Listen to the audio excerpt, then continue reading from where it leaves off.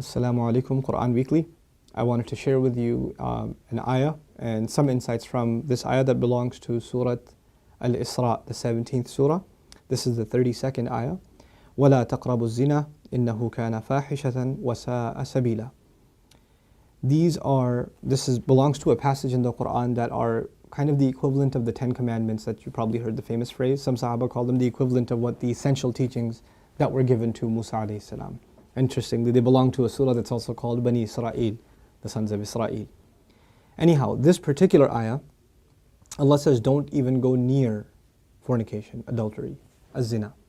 Don't even go near it. He doesn't say la tazinu, don't do adultery, don't commit adultery. He says don't go near it.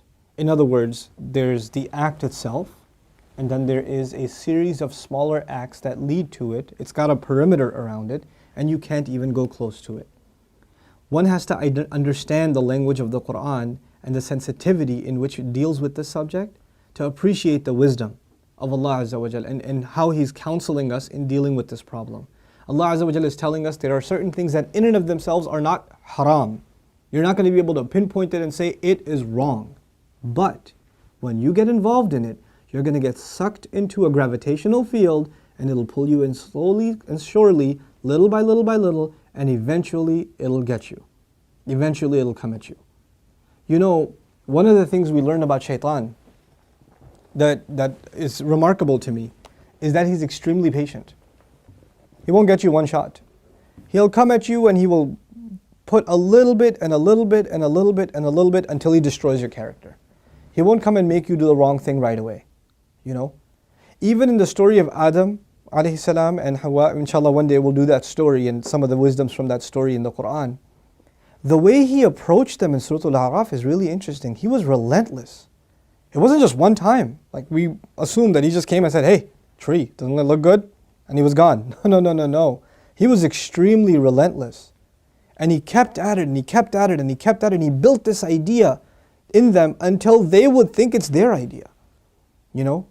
And when people start listening to shaitan, this is the same surah, Allah Azza wa Jalla says, Inna ibadi laysa laka alayhim sultan. My slaves, you're not going to have any authority over them. In other words, people who really submit to Allah, He will not have authority over them. But others, الشَّيْطَانُ يَعِدُكُمُ الْفَقْرَ وَيَأْمُرُكُمْ بِالْفَحْشَاءِ Surah Al-Baqarah. He will command you to do shamelessness. In other words, when you listen to him a little bit, you've granted him a little bit of power. When you listen to him a little more, you've granted him a little more power. And if you keep on listening to him, he gets to the point where he can command you. You will find yourself, I can't even help myself, Brother Nouman. I can't even help myself. I don't even know. I don't know how to turn the computer off. I don't know what makes me do that every night. I don't know what makes me do this or that. I don't know what makes me go there. Go into that chat session, you know. Go and log into that, horrific website. Go watch that filth. Why do I end up doing that? Why can't I lower my eyes when I'm in an elevator? When I'm walking down the street? I can't even help myself. I don't know what to do. That's when you know shaitan's got a pretty good hold on you. He's got a pretty solid hold on you. And you've been sucked into a really, a vicious cycle. It's just getting worse and worse and worse and worse and worse. And you're not addressing it, and it's making the problem worse. And it's destroying your spirituality altogether. Your relationship with Allah depends on a heart being clean. Every time you're exposed to filth, more dirt, more blackness, more covers are poured on top of your heart. And it keeps on pouring and it keeps on pouring and it keeps on pouring to the point where you're listening to the word of Allah and you can't get yourself to even shed a single tear. It won't come because your heart has been made so hard because of all the exposure to filth, all the sin that your eyes are taking in all the time. And you don't even care anymore. You know, a good heart, when it sees something inappropriate that doesn't coincide with the commandments of Allah, it is disturbed. It's not attracted, it's disturbed. It says, no, that's wrong. Immediately the conscience kicks in, the alarm goes off. But when you're at the point, when you're by yourself and you feel no guilt doing it, you just don't feel anything. You don't feel that it's wrong. The only thing before you stare at a sister, you look around like, is anybody else watching? And then you take a good look. That means the fear of Allah is completely gone. The only fear you have is that of the seen. There is no more fear of the unseen. What a horrible spiritual state to be in. Allah says, يَعْلَمُ خَائِنَةَ الْأَعْيُنِ وَمَا تُخْفِي الصُّدُورِ. He knows the stealing of the eyes, that little glance you caught. He knows that one, that little glance you took. What to speak of the stare. And He knows what the chests are hiding. You know why I brought up this particular ayah? Don't even go near zina. إِنَّهُ كَانَ فَاحِشَةً. It has always been considered a lewd, shameless, vulgar act. وَسَاءَ سَبِيلًا. And a horrible path. Allah describes it as a path. A horrible path. In other words, a path has steps. Right? A path is made up of steps. You have to identify which step you're in. What makes you get into this? You know, and for each of you, there's a process, there's a cycle. You're in a room by yourself. You know, you're after school. You've got a couple of hours before your parents get home. You know, you're among a bunch of friends that don't have any standards. You have to identify what leads you to this sin every time, and you have to cut it in its tracks. You have to stop going down that path. وَسَاءَ سَبِيلًا. What's amazing to me about this ayah, where it's situated. Right after this ayah, Allah says, don't murder people. وَلَا تَقْتُلُوا النَّفْسَ الَّتِي حَرَّمَ اللَّهُ إِلَّا بِالْحَقِّ. Don't kill any person that innocent person essentially. Allah mentioned this crime first and murder second.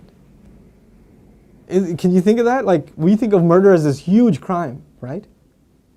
But Allah says, when you violate the dignity of a human being, that's fahsha. Looking at a human being in that way is violating your own and their dignity. And when we kill a person, we have violated their physical, you know, their right to life. So there's the spiritual murder, fahsha, and there's the physical murder, qatl. There's two kinds of murder here. So Allah mentions the spiritual murder first. Our standards have gone so low. A movie comes out, you see a couple of trailers, you tell yourself, there's just one bad scene in it, it's okay. It's PG-13, it's not R. What used to be R 10 years ago is now PG-13. What used to be PG-13 is now PG. They put filthy scenes in everything now. And we don't even care about the spiritual price we're paying.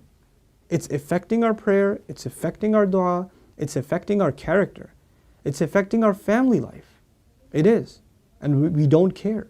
We just think, hey, that's life, bro, come on, live in the times. It's alright. That's just what it is now. What can you do? So many of you don't care what kinds of pictures you put up of yourselves on your Facebook pages.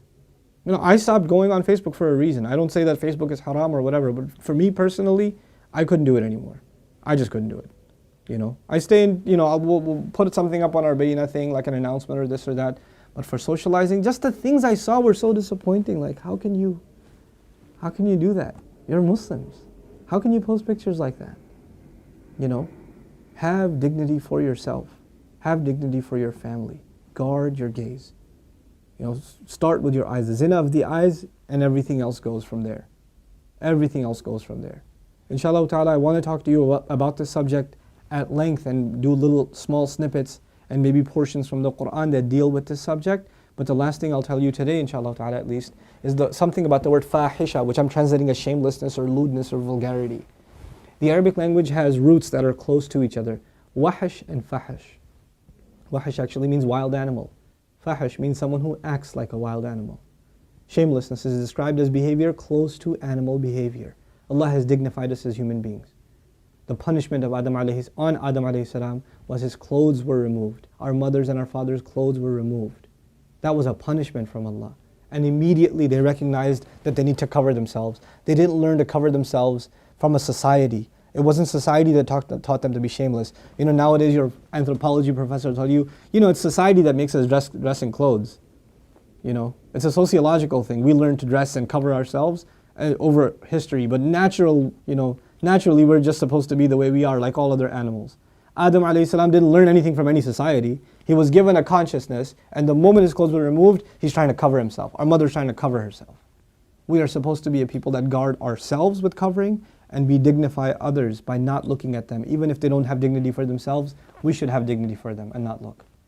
Because they are in the end a creation of Allah. Even if they're a disappointing creation of Allah, they are a creation of Allah. And we have more respect for ourselves and for humanity in general to not look at it as animals look at other animals. May Allah Azza wa Jal make us spiritually healthy and alleviate us from this growing and ever increasing spiritual problem, and that is of not being able to lower our eyes. And may Allah not allow us to be in company and in situations and involved in activities that lead us more and more towards this horrible, horrible path. May Allah Azza wa Jal clean our way or ease our way to a purer and healthier spiritual life. Barakallahu li wa lakum. Wassalamu alaikum, Quran Weekly. Assalamu alaikum, Quran Weekly. The Prophet ﷺ told us, "Ad-dallu ala al-khayr kafa'ilihi." The one who points to something good gets the same reward as the one who did the good itself. Do me a favor and do all of yourselves a favor and share in the goodness if you benefited from these talks and these videos. Make it a point to share them with friends and family and get the word out. This is such an awesome project. I really, really appreciate the effort Quran Weekly folks have made. And I pray that Allah blesses them even more and brings even more and more good from them. These kinds of efforts, Allah tells us whoever doesn't thank the people hasn't thanked Allah. The hadith of the Prophet ﷺ teaches us that. So we should do that. We should appreciate the effort that's being made here. And the best way to appreciate their effort is to help them get more reward and get yourself more reward at the same time by spreading the word, inshallah ta'ala. Thank you again. Wassalamu alaikum.